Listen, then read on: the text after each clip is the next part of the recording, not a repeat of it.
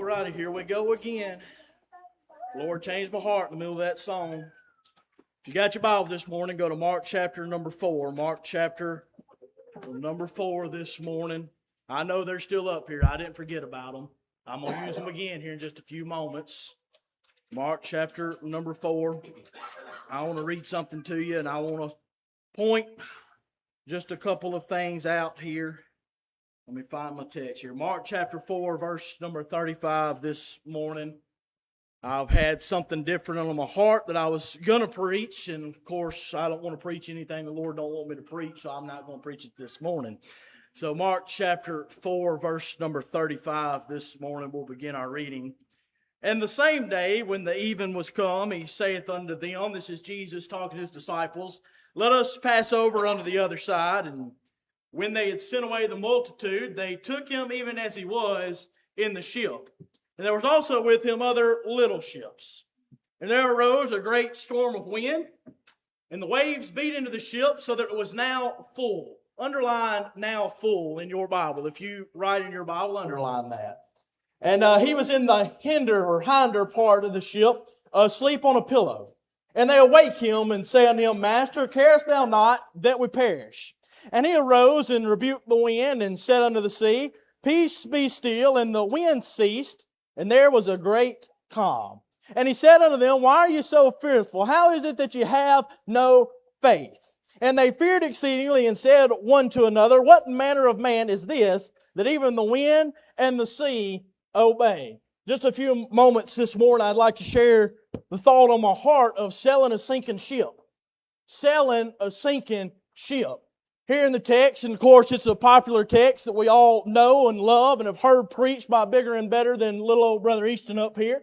But I do want to show you what the Lord has showed me. Jesus and His disciples, they've been serving, they've been preaching, they've been teaching the multitude. Now He has told His disciples to leave a good work where everything is going good, where it's all hunky-dory, because we like that. We was up there in Montana and I was preaching and I said, y'all. And there was an evangelist after me.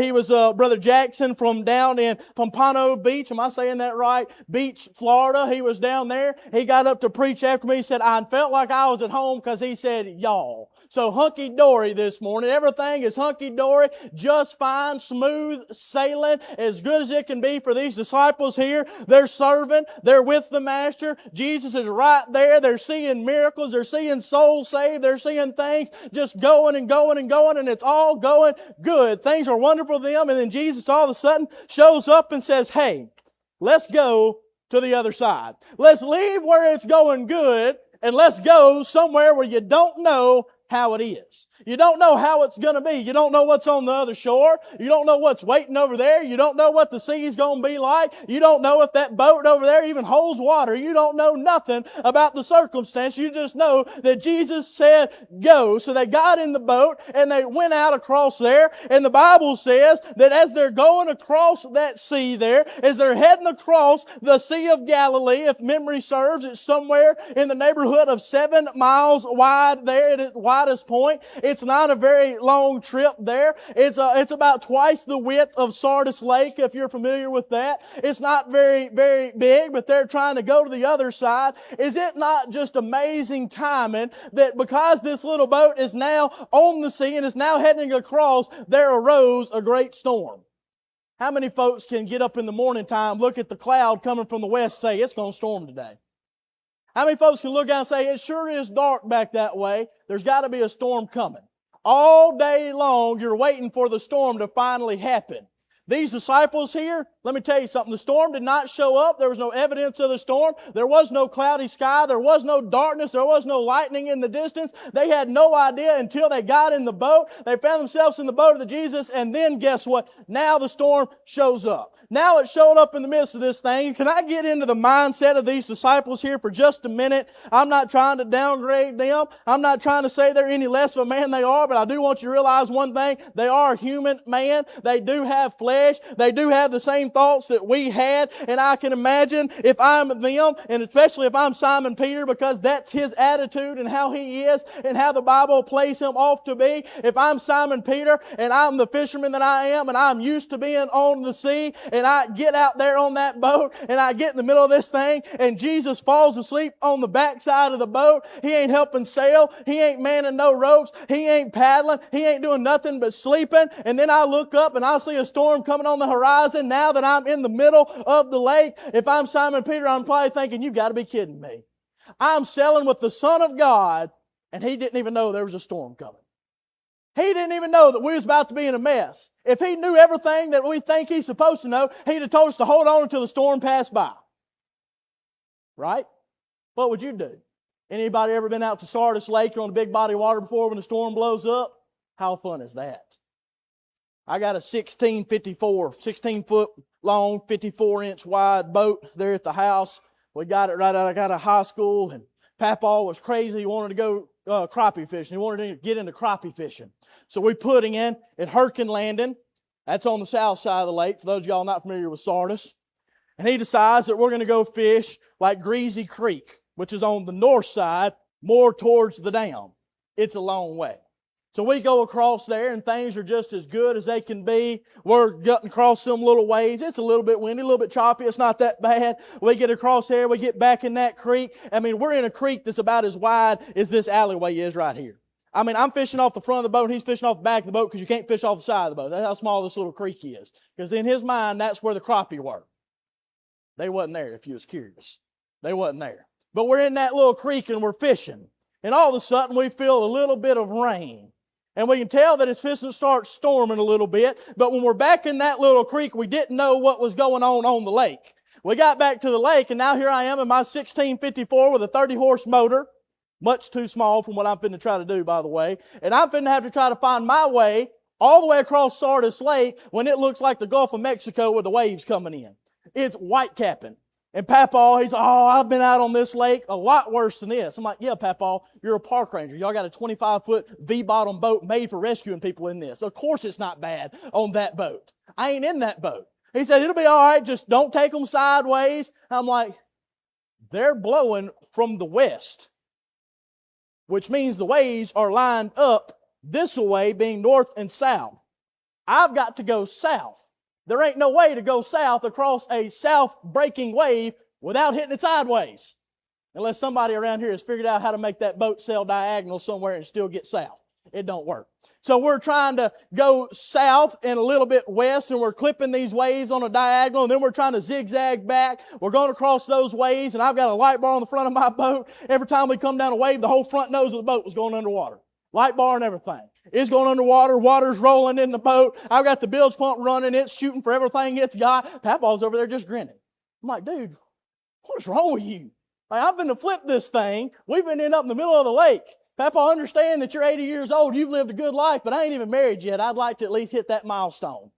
All right, I'm thinking, what in the world are we doing out here on the boat? How can you be so calm when all of this is going on? And at the end of the day, guess what happened? We made it all the way across where we needed to be, but we did not know that it was that bad on the lake until we got out on the lake and we were stuck and had to make it across. Simon Peter and the rest of those disciples, the storm hits, things are so bad, they realize that Jesus is in the back of the boat, but to them, Jesus ain't doing nothing. I'm going somewhere with this, so y'all just hang on. I'll put a bow on it in a minute, and we'll go eat something, and everybody's going to be happy and have a good day. He's sitting in the back of the boat, and the disciples, they look at him and say, you ain't doing nothing. Matter of fact, they said, do you not care that we're about to perish? Do you not care? Do you not see what's going on around us right now? Do you not see how bad the wind is? Do you not see how bad the waves are? Do you not see what is going on? He looks at them and says, oh my goodness, how do you have so little faith? He treated them like Papa treated me that day. Papa said, I've been out here a lot worse situations. What really added insult to injury or put some salt in the wound was when he looked at me and he said, if you can't drive it, I will. Son, I didn't care if we sank that thing. I was driving that boat. I wasn't fitting to go through with that. Jesus said, how do you have so little faith? Do you not realize who's in the boat with you? Do you not realize who it is that's helping you through this trial? Do you not realize who it is that commands the sea and the waves and the wind? Do you not see? Do you not realize that when we were on the other side, I said, hey, I didn't say, hey, let's get in the boat and go play in the water. I said, hey, let's get in the boat and go the other side. I've already given you the direction. I've already given you the goal. You already know that you're going to make it all the way across there. But how in the world do they have so little faith to not realize it? How do we have so little faith when the trials of life hit us to not realize who's in the boat with us? How when the trials hit us and we're beat down and we're burdened. I had a preacher tell me this in Louisiana. I went down there to that camp meeting. I was heavy. I was burdened. Had a lot of things in my heart. I just went and I just hugged his neck. It was one of them services where everybody's slobbering and crying all over each other. I went up there and I hugged the pastor, Brother Joey's neck. I said, brother, I'm just heavy. I said, I just feel heavy. I got so much on me. He said, I'll tell you what I tell all my young preachers. It might be too heavy to carry, but it's not too heavy to cast. It's not too heavy to cast. That's amazing. That's what Brother Jackson preached when we were there in Montana as well. He preached on cast every care on the Lord. Cast all of them, the big ones, the small ones, the in-between ones. Said it's not too heavy to cast. It's not too heavy to let it go.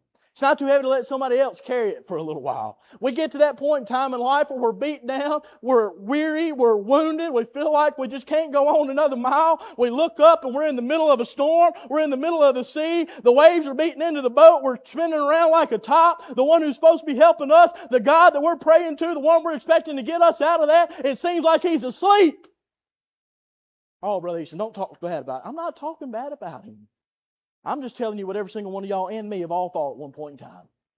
Lord, I'm trying to do everything that You want me to do. I'm trying to pray. I'm trying to lead my family right. I'm asking You. Your Bible says you have not because you ask not. Well, I'm asking multiple times, and for some reason it still seems like nothing is changing. Anybody else ever been there before? You ever been to the point where you're just about ready to give up on that prayer because it seems like that prayer ain't getting past the ceiling? I wonder how many times they asked Jesus for help before He woke up. You ever thought about that? What did the Bible say? Let me find it here. Make sure this word's in here. Let's see here. There arose a great storm. He's in the hinder part of the ship, and they awake him and say unto him, Master, carest thou not that we perish? They're already in the storm. They didn't wake him up when the wind first got there. They didn't wake him up when the water first started coming in the side of the boat. By the way, I'm not sure how Jesus slept through water sloshing over the side of the boat and getting in there on top of him. How in the world is he still asleep? They ain't calling out to him when it's bad at the beginning. They wait until they get in the middle of it where they can't do it no more. No telling how many times that Simon Peter has hollered at Andrew, his brother, and said, I wish you'd pull that rope right. I wish you'd paddle harder. They're looking at you to say, quit counting money and start bailing over there. I don't know what their dynamic is, but I guarantee you one thing. If you put a bunch of men on a boat in the middle of the storm, somebody's getting hollered at. There ain't no way you can fix that.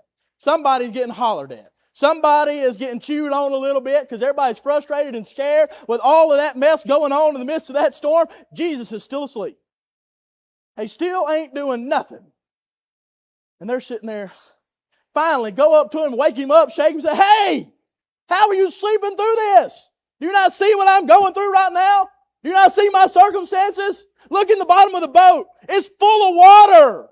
You're floating. The pillow that you were asleep on, it's 90 yards across the water because I'm floated out of the boat. How in the world are you still asleep and so unconcerned with my situation right now? Ooh, Brother Easton, that's dangerous preaching. No, it's not. I'm just telling you what we in our flesh think. Because we've all been there. Every single one of us.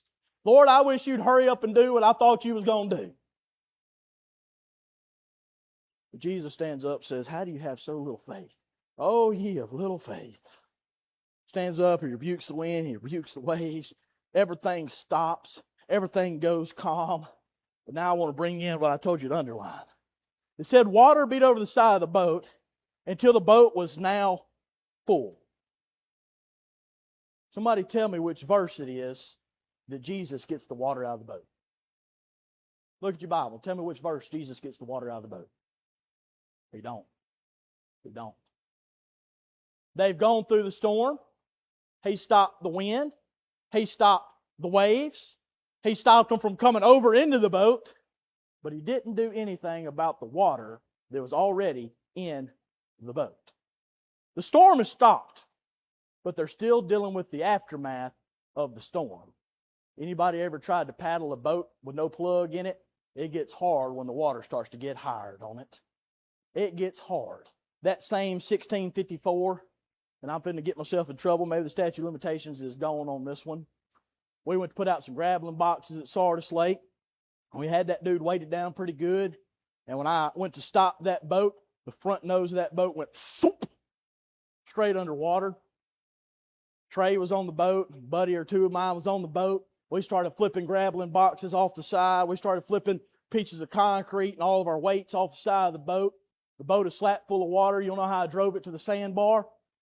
I sat on top of the motor and drove like this because the boat was full of water. It just had enough foam in it to where the gunnel and the rails was above it. So I'm sitting on the motor and I'm trying to drive this thing. And I finally get it to the sandbar to get it to nose up on there. A boat that would normally run 30 mile an hour and get on plane might have gone 0.3 mile an hour. When the boat's full of water, it don't go nowhere fast. Bilge pump is on, and it's like, dude, I'm drowning. I'm not used to pumping this much water. There's way too much in here. The 1654 will hold a whole lot of water, by the way, if you're curious. We pull up on the side of that sandbar, and we get it to where only about 4 or 5 inches of water in there. Bilge pump is pumping. One of the guys I'm with had a little lunchbox. We done dumped his lunch out. It was soaked anyways. We're taking that lunchbox and we're trying to bail the water out of that boat to get it back going where we can get the water out enough. It's bad when you can be sitting in 5 inches of water and take the plug out and water still run out of your boat because there's more in your boat than there is in Sardis Lake. That's bad, but that's where we were at. There's too much water in the boat. And before we could go anywhere, before we could do anything, before we could have any wind in our hair, yes, I did have hair back then, before we could enjoy anything like that in our day at the lake, we had to do something with the water that was in the boat. These disciples here, they had a choice. Jesus stopped the wind, He stopped the waves, but He did not do anything about the water in the boat. So now they got to decide, do we want to try to have the burden of paddling a sinking ship or the burden of trying to sail a sinking ship that is slap full of water that gets nowhere quick, or do we want to stop for a second and bail out the evidence and the aftermath of the problem, bail it out, get rid of it so that we can then go forward with Jesus? I don't know about you. There wasn't no selling my boat when it was full of water. We had to stop. We had to bail it out. I think a lot of times in life we've gone through a storm. We have fussed. We have whined. We have complained, trying to figure out why Jesus is not helping us, why He don't care for us, and He's already stopped the storm, and the reason that we're whining is because we're sitting in the middle of a boat slap full of water that is still full because we ain't got it out yet. Anybody ever met somebody that had a problem 6 years ago and they're still complaining about it today? Well, let me tell you what so-and-so did to me. It was a hot, steamy July day in 1992. Who cares? How many times have we had a problem that happened weeks ago, even days ago, and we're still worried about it. We're still beat down by it because we can't move on. You want to know why we can't move on? Because the boat we're trying to sail, the storm that we just went through, it might have quit storming, but all the rain, all the waves is still in our boat because we ain't gone through the trouble to get it out of there so we can move on. Can I put it in words we understand? We like to waller in it. We like to waller in our pity. We like to waller in our mistreatments. We like to waller in all the bad things that we've been through. Can you imagine these disciples? The storm is finally gone. They finally either sail the sinking ship all the way to Gadara, or they finally bail the water out and then sail the ship to Gadara. They get there, the maniac comes out, Jesus saves the maniac, casts the devils out, and they're sitting there thinking, I went through the storm, I went through the bailing, I went through all of that just for Him. I don't know who you go through your storms for, but I guarantee you there's somebody you're going through them for. By the way, they go missing in this text. But it says when they was in the midst of that storm, there was what? Other little boats that were with them as well. There was somebody watching everything that they did. There was somebody watching from the side when Jesus stood up and said, peace be still, and the winds and the waves stopped. There was somebody watching when those disciples began to bail the water out of the boat. You know what will help us and help those that see us more than anything is when we have a problem that fills our boat full of water, instead of us wallowing in it and complaining about it and showing off our little prune toes because we're sitting in the water so much, if we'd get busy, we'd bail that stuff out and we'd decide that we just want to move on. Be done with it. That'll help somebody. That'll help us if we'll just get in our mind that we're not going to just stay where we are, but we want to go forward. I don't want to waller in everything that's gone wrong in the past. We all have things. We can sit here and talk about mistreatments. We can talk about things we struggled with years ago, months ago, weeks ago. We can talk about that kid that took our lunch money in 4th grade. He's probably in jail. Don't worry about him no more anyways. We got so many things that we can fuss about and complain about. But at the end of the day, it don't fix nothing. These disciples sat here in a boat slap full of water. They could have just said, bury me at sea. I'll just stay right here. I'm just done with it. I didn't want to leave the multitude anyways. Things were going good over there. Now I had to fight a storm, thought I was going to die. Jesus told me I had no faith when I've been following Him all this time. Now I feel about this big because Jesus is disappointed in me, and I'm sitting here in the middle of the water in my boat. That's a bad day. That's a bad day to make anybody just want to give up and say, I'm done with it. You'll know how we did on that bad day when my boat filled up full of water? We put out 2 grappling boxes, had another 20-something on the trailer that we turned around and drove back to the house. We got the boat back on the trailer. I said, I don't care if every fish in Sardis Lake dies. I don't care. I don't want to catch them. I don't want to see them. I don't want to do nothing with them. I ain't grappled since that day. I put all those grappling boxes in the barn. Somebody called me and said, what do you want for them boxes? I said, give me $5 a box and get them out of here. I had like $30 each one of them boxes. I took the loss because I was sick and tired of looking at them. Because every time I did, it reminded me of my terrible day when my boat was full of water. I don't know when your boat was full of water. I don't know when you struggled. I don't know. You might be in the midst of it right now. You might feel like there is absolutely no way you can paddle it, no way you can reach the other shore, no way you can make it any farther. You're wondering why in the world Jesus has not fixed your boat for you. It might be that we're asking Him to do too much because He already stopped the cause of the boat being full. We just got to deal with the boat already being full. He's already done His part. We just got to stop this part. Jesus, my finances are terrible. I can't do nothing right. Well, Jesus might give you that raise. He might help you at work. But when you take that raise and you go and blow it on everything under the sun and you still ain't got no money, He's probably not going to be very lenient when you're like, oh, I still ain't got no money. He's probably going to point out all the things you already got. Lord, I don't know what it is. My family just feels like it's falling apart. We don't have any unity. We don't have any closeness together.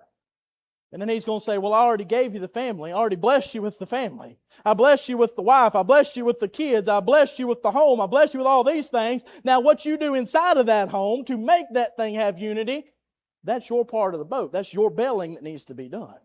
See, I think we've got a bad case now of thinking that Jesus is not only going to stop the cause of the problem, not only stop the storm and stop the wind, but He's also going to come in and He's going to clean up all the aftermath of the storm as well. He'll help you. He gave you the means to do it. But a lot of times, there's a part that we got to play too. A lot of times there's some things that we've got to do. Sometimes we got to bail the boat. Sometimes we got to deal with the problem. Sometimes Jesus stops it and gives us an out, but it's up to us to walk out of it. It's up to us to make the difference in our life. I've heard it said before that God blesses those that bless themselves. I don't know how true that rings. I really don't. But I have noticed in my life, the people that seem like they're on fire for God and God has just done so much for them are the ones that are already doing so much for God. There's a correlation there. You ever heard you can't outgive God? There's a correlation there. The more people give to Him, the more He gives to them. The more they do for Him, the more He does for them. I don't understand it all. But every once in a while, instead of us sitting in our boat full of water, worried about everything that's going on, we need to realize that we got to bail this thing out so that we can get it up and we can get it going a little bit farther down the way. I don't want to sit in the middle of the Sea of Galilee in a half-sunken boat fussing about the storm that is already gone and how that it filled the boat full of water, when if I would just bail a little bit, I could be on the other side. There's some times in our life where our problems get big and they get heavy. Our burdens are so heavy and hard to carry. We can't seem to find our way out of it. And a lot of times the problem and the cause of it is already gone. We're just still sitting in a sinking ship. As we sang that song, I was thinking about that text and what these men went through. Let me find it right quick. Goes on down. I love that chorus. It says, because He lives, I can face tomorrow. The trials and the troubles of today are not too much for tomorrow because I know who holds tomorrow. Many things about tomorrow I don't know, but I know who holds tomorrow. It says, I can face tomorrow because He lives. All fear is gone. Those disciples, they were fearing for their lives, were they not? Were they not so worried and so scared? They had so much fear. He looked at them and said, oh, why do you not care? Carest thou not that we perish? He arose, rebuked the wind, and said unto the sea, peace be still. And there was a great calm. And He said unto them, why are ye so fearful? How is it that you have no faith? They had great fear. They had so much fear. But guess what changed in their attitude? They were fearing the storm. But then after the storm was gone, they feared exceedingly and said to one another, What manner of man is this? When Jesus showed up in the picture, the fear of the storm was gone. They didn't have no fear for that anymore because the storm had already been dealt with. I ain't got to have to worry. I don't have to have fear for tomorrow because I know who holds tomorrow. I know who holds the future. Life is worth the living just because He lives. Can you imagine a life where He didn't live? Can you imagine a life where you didn't have God, where you didn't have somebody to hold on to, and somebody to take care of you, and somebody to love on you? Verse number 3, it says, one day I'll cross the river. I'll fight life's final war with pain. I'm going to go into death as death gives way to victory. Death ain't the end, it's the beginning. I've often heard it said, and preachers say it all the time. They say, I believe that He inhaled here and He exhaled on the other side. I say it the opposite of that, because I don't think we'll even be able to take the dirty air of earth into heaven. I say they exhaled on this side and they inhaled their next breath in glory, is the way I say it. I heard a preacher one time, he was on an elevator and somebody tried to mug him. He looked at him and he said, don't threaten me with heaven. Don't threaten me with heaven. I ain't worried about it at all. Oh, when you get to that point where you got a hold to Him and you're not worried about tomorrow, you're not worried about what you're going through and where you're going to end up one day, because no matter what this life holds, you know that it's worth living because He lives, because He's been so good to us. Brother Easton, where are you going with all this? I just feel like there might be somebody here whose boat is slap full of water, whose boat is slap full. The plate is too full. I told somebody when I surrendered to preach and then when I started my job and how that I'm pastoring, I said my plate's always full and it just gets bigger, so there's more on it. And I just got to figure out how to eat it faster if I ever want to get it empty again, because it just keeps going and piling back up on there. You feel like your plate's full. You feel like work is too much. You feel like your family's in disarray. You feel like you can't make it no more. You feel like you're heavy. Anybody ever just get tired? Just wake up in the morning, you have no idea why. You just feel tired. You just want to go back to bed. You just don't want to do nothing. You don't want to go to work. You don't want to have nothing to do with your family. You don't have nothing to do with your spouse. You don't want nothing to do with nobody. You want to just sit there and just mope and just be there for the day. Anybody ever been there? Oh, yeah, me too. Me too. I was there about Friday. Because when you get into bed at about 3 a.m. after flying in on the red eyes from Memphis, you don't feel like doing nothing the next day. Sometimes you feel like your plate's too full, the boat is slap full. You can paddle all day long, don't get nowhere. There ain't enough sail to hit that, or enough wind to hit that sail to make it move anywhere. You feel like you can't do anything. All you can do is sit there and mope and complain about the circumstances. I want you to know something this morning. No matter how full your boat is, God is still on the throne. He still loves us. He still cares for us. And instead of us complaining about all of that, if you'll stop looking at the water in the boat, you ever thought about this? This goes good with our nice blue carpet around here. I'm sitting in my boat and I've got this ocean around me or this sea around me. They're complaining about all the waters in the boat when all they had to do was look right over the side and say, I sure am glad that that's not in the boat too. I sure am glad that I still have a boat separating me from that. Lord, my life, I feel like my boat is slap full. I feel like I've got too much on my shoulders. I feel like I'm wore down. I'm weary. I can't make it out. But Lord, I'm going to praise You anyways because I'm glad that I ain't toting no more. And I'm glad that I have enough strength to tote what You already give me. I'm glad that I've got enough to still be able to smile and have a good day with the burdens of this life. I'm glad that when people naysay me, my skin is thick enough to know that they're only treating me that way because I love You. They don't really hate me. They hate You instead. Because the world does hate Him. We're going to be hated because of Him. When we get to the point where instead of moping about the water that's in the boat, and instead just be excited that we're still sitting on top of the rest of that water. We're not sinking. We're not drowning. We're not doing that little bobber thing where you kick off the bottom and try to catch one breath and go back down. We ain't fighting for our lives right now. Yeah, the boat might have some water in it. Your boat might be full sometimes. Your days might be long. It might be weary. It might seem like that month is not 5 weeks long, but it's 10 weeks long. It might feel like you're going 8 nights a week. Yeah, y'all figure that one out. It might feel like you're gone all the time, can't ever get your head above water. But at the end of the day, look where we are right now. Look what God has blessed us with. Look at the fact that even if things might not turn out how you want them to down here, we're going to have a great, great reward in heaven one day. Is that not what the Bible says? You can look at it if you want to, Luke chapter number 16. I'm trying to remember. I think it's verse number 25, Luke 16:25. It's the parable of the rich man and Lazarus. And the rich man has died. He's gone to hell. And he's asking Abraham, send Lazarus, let him dip his finger in the water that he might cool my tongue, that I'm tormented in this flame.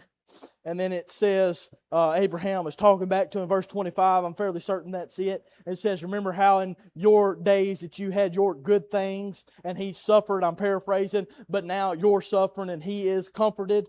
Verse number 25, you can go look at it if you want to. He's simply saying there, all the days that you lived it up as a rich man on this side, Lazarus was suffering. Lazarus' boat was slap full of water. Lazarus' days were long. His nights were longer. He had nobody to help him, nobody to care for him. He was in a boat all by himself, slap full of water, felt like he was going nowhere quick. And you were comforted. But now, the tables have turned. Now you're down here in this pit of fire, and Lazarus had been carried into Abraham's bosom by the angels. It might not turn out how we want it to down here. We might spend a lot of time with our boat full of water. We might feel like all day, every day, all we're doing is just belling. Lord, am I ever going to see the bottom of this boat again? Am I ever going to get all the water out where I can have some smooth sailing? Keep belling. You'll find it one day. When that 1654 was slap full of water, that bilge pump was ready to give up, and all of us were ready to give up too. We was about to the point of just trying to lift the boat, turn it over or something. We didn't think we was ever going to get all that water out of that boat. But we got the water out of the boat. We cranked the motor up, and she went right across the top of that water, just like it never had happened before. Brother Easton, my boat's slap full, but it's still sailing. But it's still on top of the water. And when you get that water out of the boat, guess what? You'll be able to move just like you did before. Be able to move just like you did before. We're going to have an invitation this morning. We're going to sing this song again, y'all. I've done kept y'all up here the whole time. I hate to not let you sing it one more time. Let's all stand this morning.